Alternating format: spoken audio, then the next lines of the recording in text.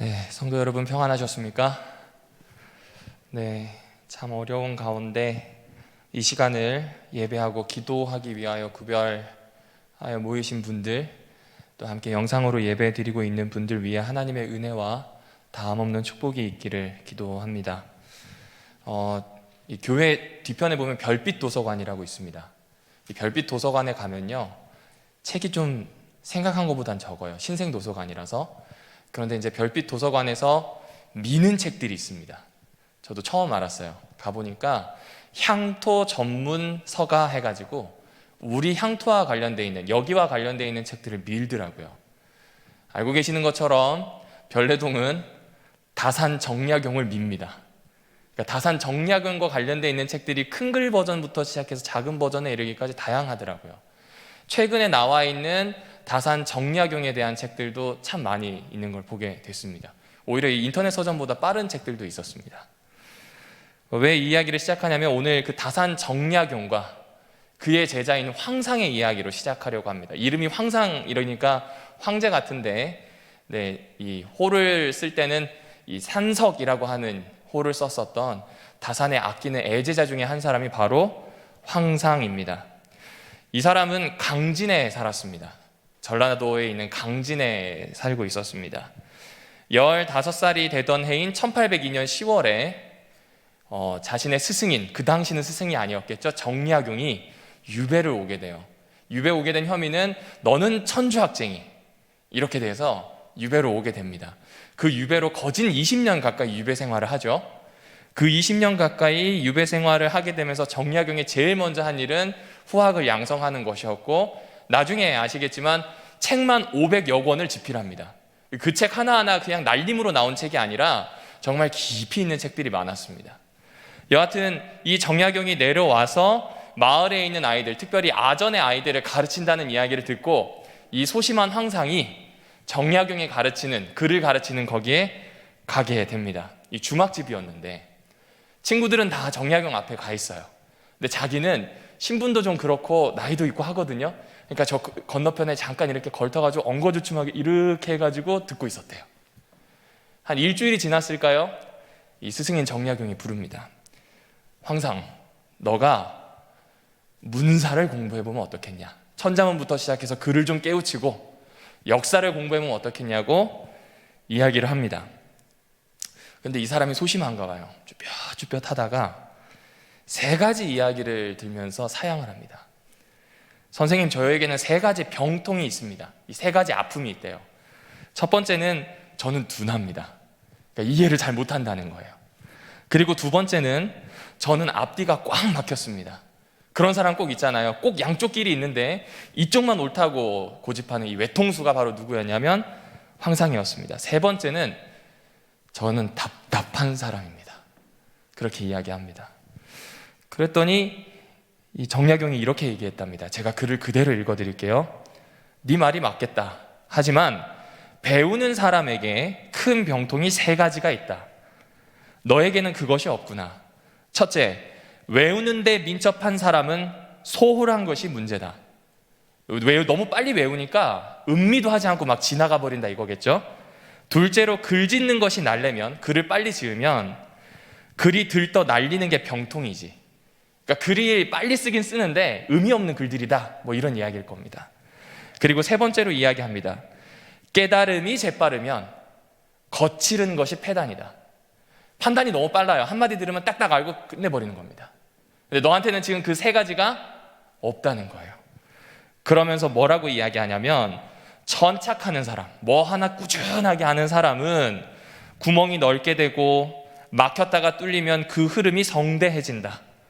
답답한데도 꾸준히 연마하는 사람은 그 빛이 반짝반짝하게 된다.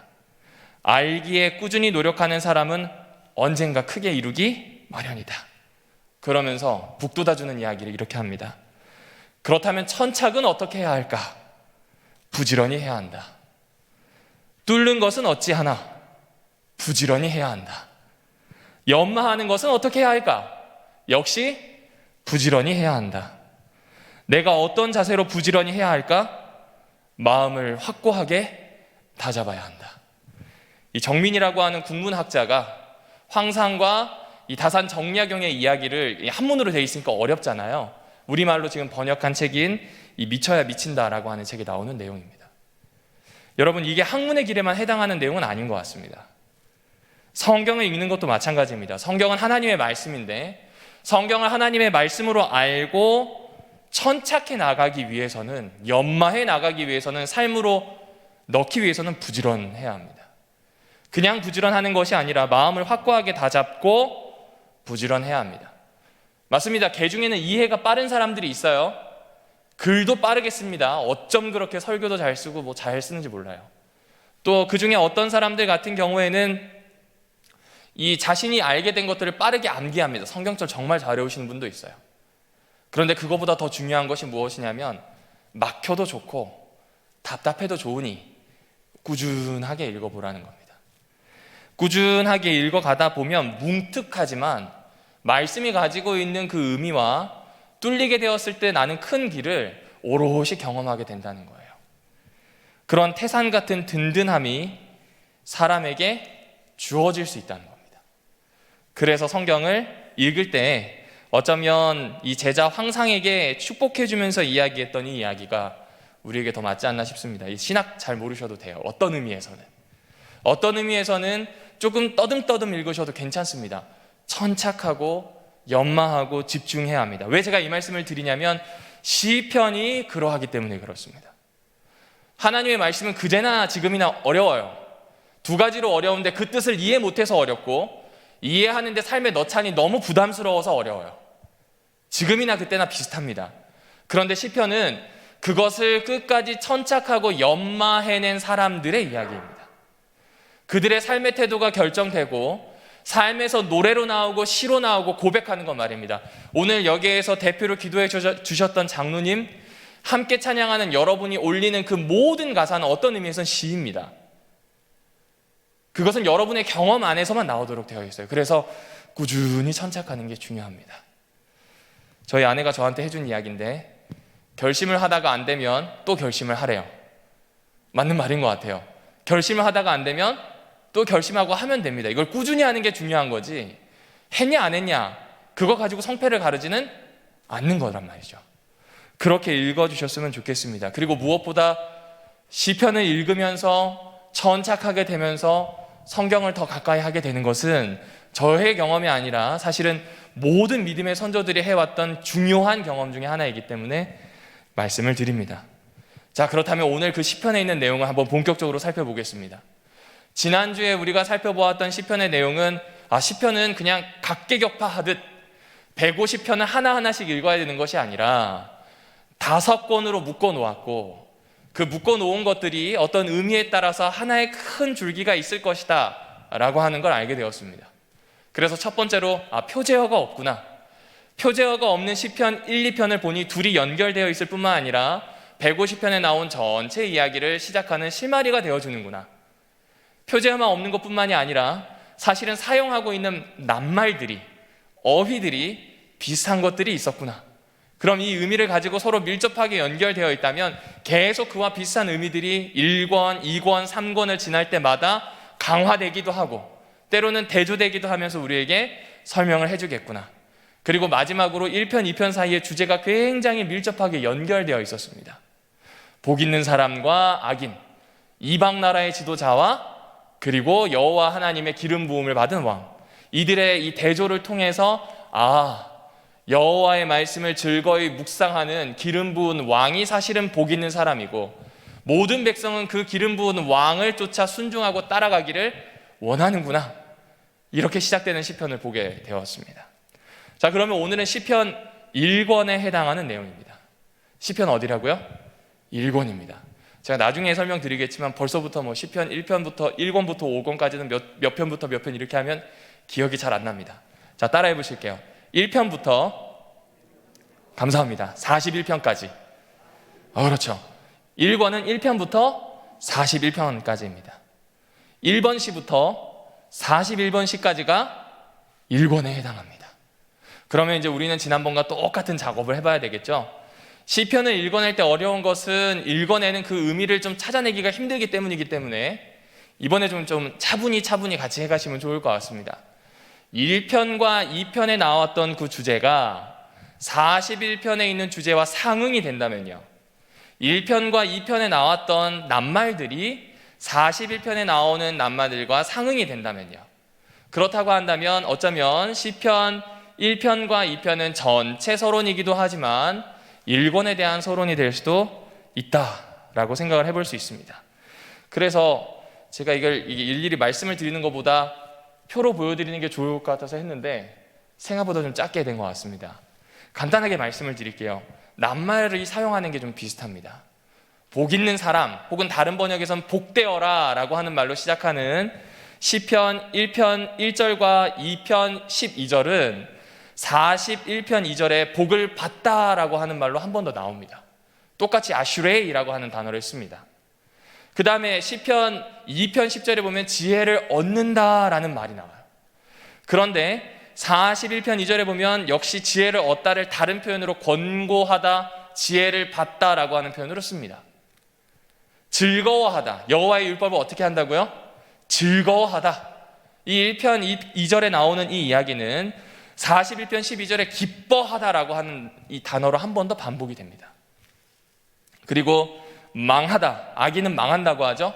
그 망하다라고 하는 단어가 역시 41편 6절에서 대적하는 사람, 악한 사람은 망한다라는 이야기로 나옵니다.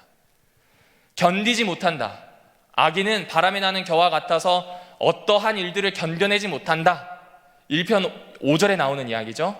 그것이 41편 9절에 다시 일어서지 못한다라고 하는 똑같은 단어로 나옵니다. 한글로 옮길 때는 다르지만 같은 낱말로 쓰고 있습니다. 한 5가지의 어휘가 비슷하게 사용되고 있어요. 그러면 이제 우리는 여기서 이렇게 생각할 수 있습니다. 이 비슷한 어휘를 사용하는 게 중요한 게 아니라 지금 이 부분을 집중해 주셔야 됩니다. 그것이 무엇이냐면 비슷하게 머리와 꼬리를 같게 해놨잖아요. 이거를 머리 숫자, 꼬리 밑자를 써서 수미상관이라고 불러요. 수미상관은 언제 쓰냐면 요럴 때 쓰는 겁니다. 저는 글을 적어서 우리 성도님들께 편지를 써드릴 수 있습니다. 그래서 저는 처음부터 끝까지 얘기할 때 서론, 본론, 결론만 얘기하면 돼요. 그런데 이런 종이가 없던 시절, 혹은 종이에 적기 어려운 시절에는 말로만 전달해야 됩니다. 말로 전달하려면 제일 처음 시작하는 말을 처음부터 집중하는 사람은 거의 없습니다. 그 말의 중반부가 되었을 때 딱 집중이 되고, 그 말의 중반부부터 후반부까지 들었을 때 아하 하고 이해합니다. 그래서 처음과 끝의 내용은 같은 내용을 이야기하고, 가운데에는 오늘 이야기하려고 하는 가장 중요한 걸 넣어 놓습니다. 예를 들면 이렇게 시작할 수 있겠죠. 배가 고프다. 참 배가 고프다. 일을 하고 났더니 참 배가 고프다. 이렇게 이야기를 시작하다가 중간에는 어느 식당에 가서 밥을 먹자. 그리고 우리는 제일 마지막에 또 배가 고프다. 그러므로 식당을 가야 한다. 이렇게 이야기한다고 한번 해볼게요. 중요한 건 식당에 가자는 이야기를 가운데 넣었으면 양쪽에 있는 배가 고프다 이야기는 모두 다 이 가운데에 있는 이야기를 받쳐주게 됩니다. 시편도 지금 똑같은 겁니다. 41편과 시편 1, 2편이 앞뒤에 똑같은 비슷한 단어를 지금 쓰고 있어요. 그러면 이거는 그냥 아무렇게나 막 일권을 만든 게 아니에요. 생각을 가지고, 의도를 가지고 1편, 2편, 3편부터 쭉 시작해서 41편까지 순서대로 배열을 한 거예요. 그러면 조금 더 보실까요? 내용 측면에서도 조금 좀 보실 부분이 있습니다. 시편 2편, 지금 성경책을 펼쳐서요, 시편 2편을 좀 보시겠습니다. 시편 2편 1절과 2절을 눈으로 한번 읽어주세요. 시편 2편 1절과 2절을 눈으로 읽어보시면 세상의 군왕들이 여호와의 기름 부음 받은 자를 향해서 음모를 꾸미고 대적하는 모습이 나옵니다. 다시 어떻게 한다고요? 음모를 꾸미고 막 대적하는 그 모습이 시편 2편 1절 2절에 나옵니다. 그런데 5절을 읽어보실까요? 여호와 하나님께서는 이 모습을 보고 어떻게 하세요? 2편 5절에 비웃으십니다. 하고 비웃으세요. 아무리 그렇게 해도 여호와 하나님이 세우신 왕이 무너지지 않습니다. 아무리 그렇게 하여도 여호와 하나님의 계획이 쓰러지지 않는다는 이야기겠죠. 그리고 12절, 시인은 그런 여호와 하나님이 우리를 이방으로부터 지켜주는 유일한 피난처임을 이야기합니다. 이게 시편 2편에 대한 내용입니다. 그런데 이 이야기가 41편에도 그대로 반복이 됩니다. 42편 7절을 제가 좀 읽어드리겠습니다. 나를 미워하는 자가 다 하나같이 내게 대하여 수군거리고 나를 해하려고 꾀한다 라고 이야기합니다. 2편 이 1절과 2절에 있는 내용과 엇비슷하죠? 나를 대적하고 해하려는 사람이 있대요. 그런데 여기에 포함되는 이 탄식은요, 이 탄식은 그냥 대적만 있는 게 아니라 심지어 친구마저도 나를 배신해요. 그렇기 때문에 친구마저도 나의 대적이 되고 너무 슬프다, 마음이 무너진다 라고 하는 내용이 여기 있습니다. 그리고 난 다음에 시편 41편 후반부에 보게 되면 여호와께서 그런 나 시인을 구원하실 거란 내용이 나옵니다. 제가 읽어드리겠습니다.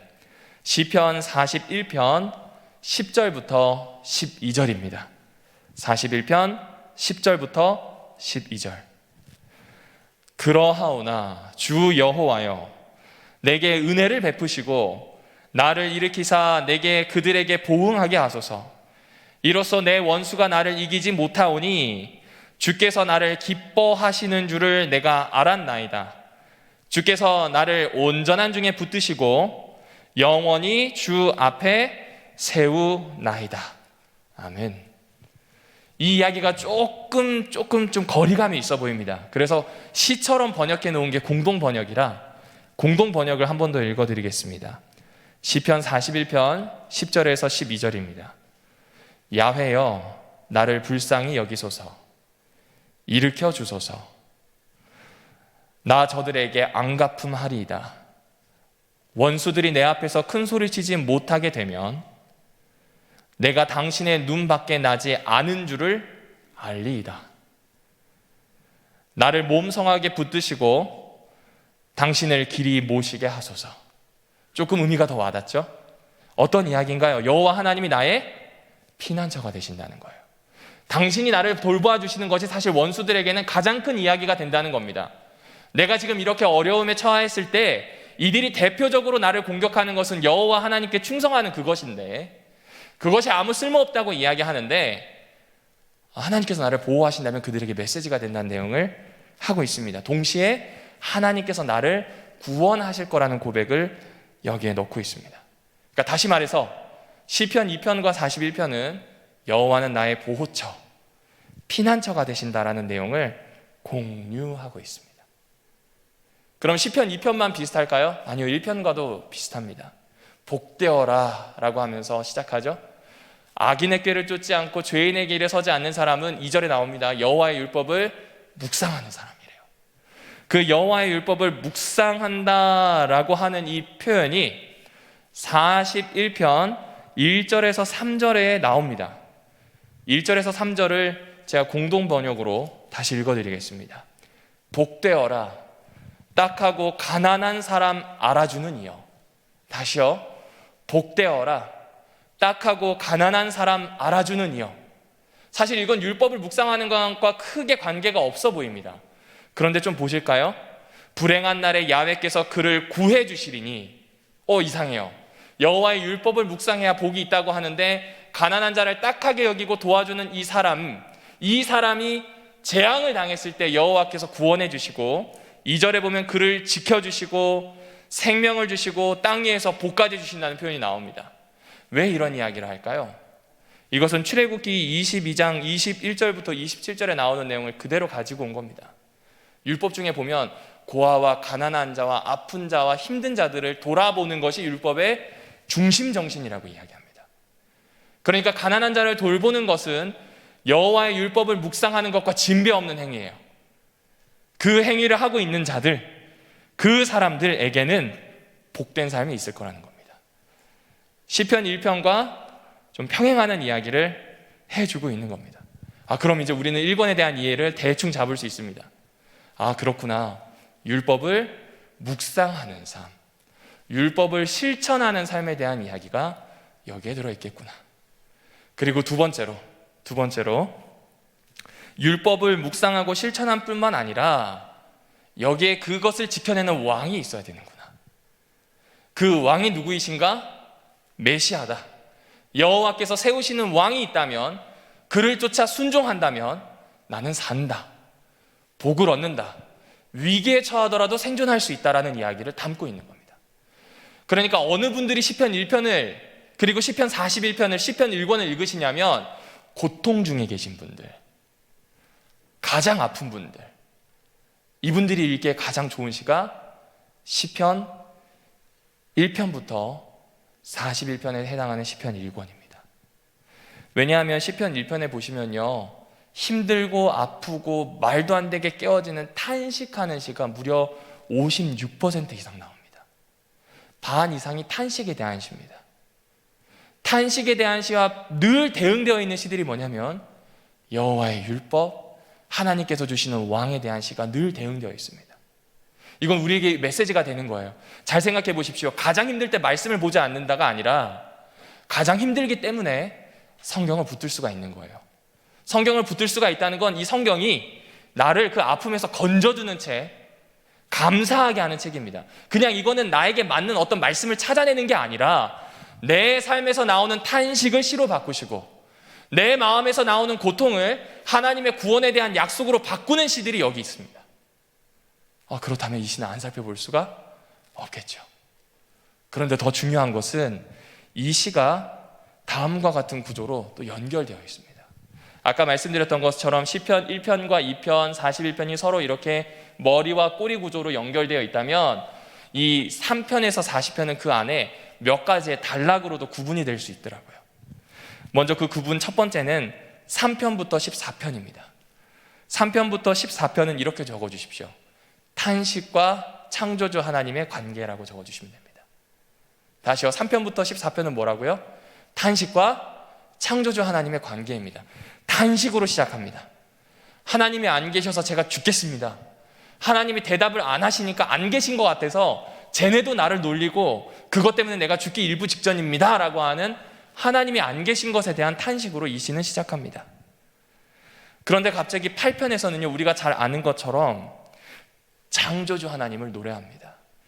그리고 그 창조주 하나님에 대한 노래에는 뭐가 포함이 되어 있냐면 나라고 하는 한 인간을 존귀와 영광의 자리에 처하도록 만들어주셨다라는 이야기가 나옵니다.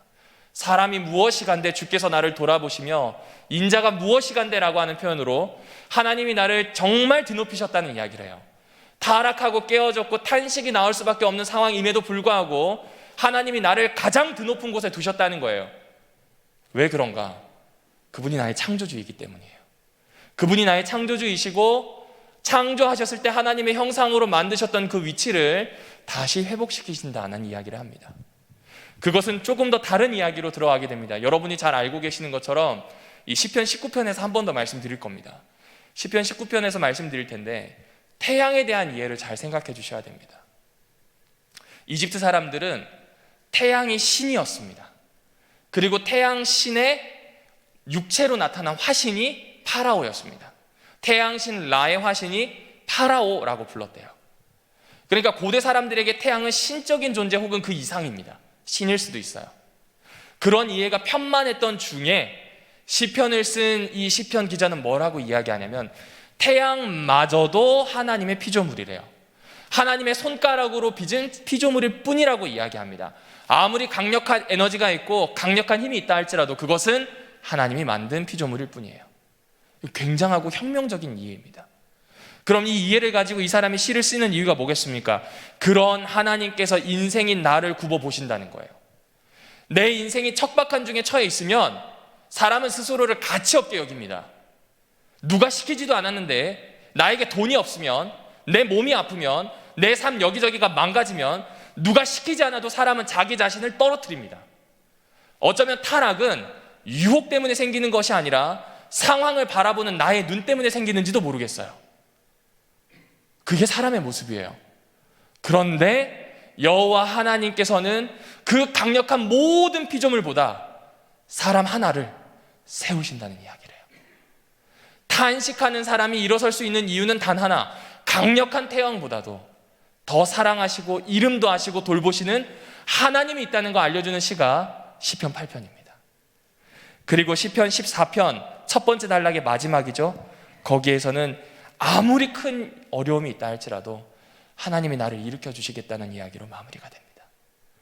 탄식으로 시작해서 탄식할 수밖에 없는 상황이지만 창조주 하나님이 나의 유일한 구원이자 회복이라는 이야기로 첫 번째 단락을 마무리하고 싶었던 거예요.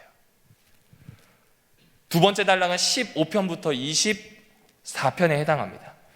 여기에다가는 중심이라고 메모해 주시면 됩니다. 1권의 중심입니다. 왜 중심이냐면 분량상 딱 한가운데 있어요. 아까 말씀드렸죠. 이 수미 상관 양쪽에다 수미 상응되도록, 머리와 꼬리가 상응되도록 해놓으면 가운데에 제일 중요한 걸 이야기합니다. 그런데 그 부위가 이 1편의 1권의 두 번째 단락인데, 이 두 번째 단락에 해당하는 15편부터 24편, 이걸 보면요 역시 또 수미상관이에요. 제일 먼저 성전에 올라갈 자가 누군가라고 하는 찬양의 시로 시작하는 게 15편, 24편입니다. 그리고 갑자기 여호와를 신뢰하는 것에 대한 이야기가 16편과 여러분이 잘 알고 계시는 목자의 시인 시편 23편입니다. 그리고 다시 개인의 탄식이 나옵니다.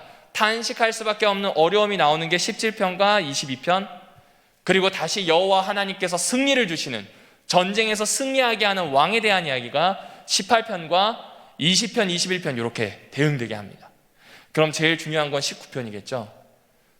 율법에 대한 시입니다. 여호와의 율법은 완전하여 영혼을 소성케 하며, 그 이야기가 여기에 등장하는 겁니다. 그러니까 지금 시편 기자는 이 시편 기자들이 쓴 것들을 하나하나 모아서 이 편집을 할 때 의도가 있는 거예요.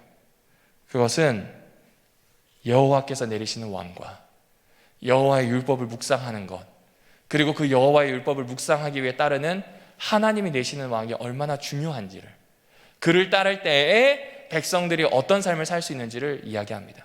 오늘날의 식으로 바꿔볼까요? 여호와의 말씀을 묵상하는 예수 그리스도와 그 예수 그리스도를 따르는 교회가 얼마나 복된지를 이야기하는 겁니다. 이게 신앙의 본질이라고 이야기하는 겁니다.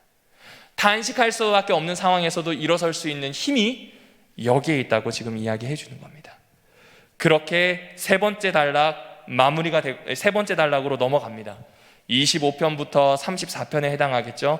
여호와를 경외하라는 이야기가 그 이야기의 핵심입니다. 네 번째 단락 35편부터 41편에 해당합니다. 거기는 정말 아픈 이야기가 참 많아요. 그래서 37편에는 그 아픔을 견뎌내는 이야기들을 많이 합니다. 잠잠히 여호와를 기다려라, 여호와를 소망하여라, 악에서 떠나 선을 행하여라, 여호와를 바라보고 그의 도를 지켜라. 37편 5절부터 시작해서 34절까지 나오는 이야기입니다. 그리고 제일 마지막 41편에서는 하나님이 우리를 구원하신다. 조금 지루하셨죠? 근데 이제 시편을 읽으실 때 이런 부분을 이해하고 들어가시면 도움이 되실 겁니다. 딱 한 가지만 기억해 주십시오. 시편 1권은 탄식이 나올 만큼 어려운 상황 중에 여호와의 말씀이 얼마나 밀접한지, 그렇게 알아가는 하나님이 얼마나 우리와 밀접한 하나님인지를 소개하고, 그리고 그 하나님의 말씀을 묵상하는 왕을 쫓아가는 것, 그와 함께 하나님을 순종하는 것이 어떤 축복이 있는지를 보여주는 시입니다. 꼭 읽어보시면 좋겠습니다. 그럼 이제 오늘의 마지막 이야기를 좀 하려고 합니다. 짧은 이야기입니다. 중심이 되는 시편 19편에 대한 이야기를 짧게 드리고 마치려고 합니다. C.S. 루이스는 시편 19편이 시편 중에서 제일 위대하대요. 이 사람은 기독교 변증가이기도 하고 참 많은 이 저수를 쓴 사람입니다. 근데 이 사람이 했던 이야기가 자기가 느끼기에 시편 19편은 모든 시편의 중심이 된답니다. 그리고 어쩌면 이 세상에 나 있는 모든 시보다 가장 위대한 시다라고 평가합니다. 그 이유가 있습니다. 시편 19편 1절에서 6절을 보게 되면 온 우주가 하나님의 창조 세계가 노래하는 장면이 나옵니다. 하나님의 창조 세계는 하나님이 지으신 것이다 라는 노래가 나옵니다. 그러니까 시편 19편의 시인에게는요, 우주는 그저 빈 공간이 아닙니다. 상상의 공간이 아니에요. 거기는 빽빽하게 하나님의 지혜로 채워져 있는, 마치 하나님의 걸작으로 보고 있는 거예요. 그리고 그 걸작들이 하나같이 누구에 대해서 이야기하냐면 하나님에 대해서 이야기한다라고 이야기합니다. 19편 1절을 읽어드릴게요. 하늘이 하나님의 영광을 선포하고 궁창이 그의 손으로 하신 일을 나타낸다라고 표현합니다. 3절 부분에 보게 되면 누가 말을 하지 않아도 이 소식이 전달된대요. 누가 말을 하지 않아도 이 소식이 피조물들 사이에서 말로 전달이 된대요. 참 신기하죠? 그만큼 지금 창조 세계가 하나님을 드러내고 있다는 이야기를 합니다. 그리고 누가 손을 움직이지 않아도 하나님의 창조 질서 안에서 이 친구들이 하나하나씩 움직이는 것 자체가 그분의 영광을 드러낸다고 이야기합니다. 그러면서 아까 말씀드렸던 해에 대한 이야기가 여기 나옵니다. 해는 그 신방에서 나오는 신랑과 같고 그의 길을 달리기 기뻐하는 장사 같아서 하늘 이 끝에서 나와서 하늘 저 끝까지 운행하며 그의 열기에서 피할 자가 없도다. 해에 대한 이야기를 해요. 시편에서 해는 하나님의 피조물로도 나오고 때로는 하나님의 백성을 괴롭히는 것으로 나오기도 합니다. 때로는 어떤 힘에 대한 묘사이기도 합니다. 근데 여기에선 분명하게 하나님의 피조물로서 이 끝에서 저 끝까지 변함없이 흐르는 것을 마치 신방에서 나와서 환하게 웃는 신랑처럼, 그리고 서쪽으로 질 때는 전사들, 전쟁을 막 마치고 자신의 막사로 정말 성큼성큼 들어가는 전사의 모습으로 설명을 해주고 있습니다. 시인이 하고 싶은 이야기가 있는 거예요. 바로 무엇이냐면 하나님이 우리의 유일한 구원자이라고 하는 이야기를 이 시인은 하고 싶었던 겁니다. 단순히 그냥 이 태양이 힘이 좋다, 하나님이 맞는 것이다, 이 얘기를 하려는 게 아닌 겁니다. 그러면서 그 여호와 하나님을 구원자로 선포할 수밖에 없는 이들의 행동, 쉽게 얘기하면 피조물들의 행동을 이야기하면서 여호와의 율법을 묵상하는 것에 대한 이야기를 합니다. 잘 아시는 것처럼 여호와의 율법, 이 묵상에 대한 중요성을 강조한 게 시편 1편이었어요. 해라, 해라, 해라, 이 이야기입니다. 밤낮으로 묵상해라, 이 이야기를 합니다. 그런데 시편 19편에서는요, 그런 하나님, 구원하실 수 있는 하나님, 강력한 하나님을 소개하면서 여호와의 율법을 묵상할 때 나타나는 효능에 대한 이야기를 합니다. 여호와의 율법은 완전하여 영혼을 소성시키며 여호와의 증거는 확실하여 우둔한 자를 지혜롭게 하고 여호와의 교훈은 정직하여 마음을 기쁘게 하고 여호와의 계명은 순결하여 눈을 밝게 하시는도다. 여호와를 경외하는 도는 정결하여 영원까지 이르고 여호와의 법도 진실하여 다 의로우니, 제일 마지막, 이것을 지킴으로 상이 큼이다. 증거, 교훈, 계명, 경외하는 도, 법, 모두 율법에 대한 유의어, 비슷한 말들입니다. 이 비슷한 말을 쏟아낼 수 있을 만큼 이는 율법에 대해서 이해하고 묵상하고 살아내려고 했던 사람입니다. 그런데 여기서 우리가 기억해야 될 사실이 있습니다. 그것은 무엇이냐면 이 시편 앞뒤로 아까 이 왕에 대한 시가 있다 그랬잖아요. 원수를 꺾어서 이기는 왕에 대한 시가 있다는 걸 기억해 주셔야 돼요. 왜 그런가? 율법과 왕은 뗄래야 뗄 수가 없다는 걸 시편 1편, 2편, 1권을 통해서 자꾸 이야기하는 겁니다. 우리가 그렇게 묵상하는 왕을 쫓아 살아간다, 다른 말로 하면 율법을 순종한다는 이야기를 끊임없이 하고 싶은 겁니다. 19편도 지금 그 이야기를 하는 겁니다. 그리고 마지막에 가서는 그것이 상이 된다, 그것이 나에게 경고가 된다라는 이야기를 합니다. 이 이야기를 보면서 갑자기 거울이 생각났습니다. 여기 오시면서 거울은 아마 한 번씩 다 보셨을 겁니다. 저도 거울을 봤습니다. 사실 거울 이야기를 하려고 했는데 오늘 신승영 장로님이 저 안에서 여기 거울이 없네 이러시더라고요. 가끔 이제 목회자들이 넥타이도 하고 순서자들이 매무새를 잡을 수 있는 거울이 없네 이 이야기를 하시더라고요. 거울 중요합니다. 마치 여호와의 율법은 뭐와 같냐면 거울과 같다는 거예요. 내 매무새를 잡을 수 있도록 돕는 겁니다. 나를 소성시킬 수 있도록, 고쳐 잡을 수 있도록 돕는 것이 여호와의 율법입니다. 그런데 더 중요한 게 있어요. 여호와의 말씀은요, 그냥 단순히 거울로 나를 비춰주는 것으로 끝나지 않아요. 살아있고 힘이 있습니다. 삶을 바꾸기 위해서 들어오게 됩니다. 근데 그 들어오는 방식이 옛날 이 배틀에서 옷감을 짜는 것 같아요. 어떤 것이냐면 이 배틀에 있으면 여기 날실이 하나 들어가고 시실을 이렇게 하나씩 넣는다고 하더라고요. 그리고 여기에 이제 이 배가 왔다 갔다 합니다. 당기잖아요. 당기면 하나하나씩 차곡차곡 쌓이면서 직조가 됩니다. 그런데 그 중심에는 꼭 뭐가 있어야 되냐면 이 날실이 있어야 된대요. 여호와의 말씀은 날실처럼 꼭 직조되어서 쌓이는 삶의 모습들을 잘 받아낼 수 있는 가장 근간이 되는 것이 여호와의 말씀이에요. 그 이야기를 지금 시편 19편에서 41편에서 1편과 2편에서 그리고 끊임없이 이어지는 각 단락에서 이야기를 해주고 있는 겁니다. 그러므로 사랑하는 별내교회 성도 여러분들이시여, 성경이라고 할 때 이 경은 확실히 도리, 법도, 날실이라는 뜻을 가지고 있거든요. 성경이라는 이 날실 위에다가 나의 삶이라고 하는 CC를 하나하나 짜보시면 어떻겠습니까? 이거는 남녀노소 상관이 없습니다. 이거는 성별에도 상관이 없습니다. 이것은 여호와의 율법에 묵상하는 사람은, 여호와를 왕으로 모시는 사람은, 그를 따라 순종하겠다고 결심한 사람들의 모습에서 드러나는 겁니다. 근데 어려워요. 이 뜨개질을 해보시고 옷감을 만들어 보신 분은 알지만 꼭 하나 옥에 티가 생깁니다. 그럼 다시 해야 돼요. 다시 해야 합니다. 그런데 그 다시 하는 과정마저도 누가 함께 하실까요? 여호와께서 함께 하신대요. 그래서 우리는 마치 날실 위에 끊임없이 시주를 맞추듯 찬양합니다. 기도합니다. 그 기도의 말이 하나님을 향하도록 여호와의 율법을 더욱 묵상합니다. 이게 시편 1편의 고백입니다. 그리고 이 고백이 저의 고백일 뿐만 아니라 앉아 계신 모든 성도님들의 고백이 되었으면 좋겠습니다. 어쩌면 너무나 잘 알고 있는 평범한 이야기예요. 그런데 이것이 찬양, 시로 만들어져야 될 만큼 중요한 이유는 그만큼 나의 모습을 빗대어서 볼 수 있는 시간이 어쩌면 그때나 지금이나 적어서 그런지 모르겠어요. 어쩌면 욕망이라고 하는 것에 흔들려서 인간으로 살아간다는 것이 무엇인지, 인간으로 하나님 앞에 선다는 것이 무엇인지를 끊임없이 잊어버리기 때문인지 모르겠습니다.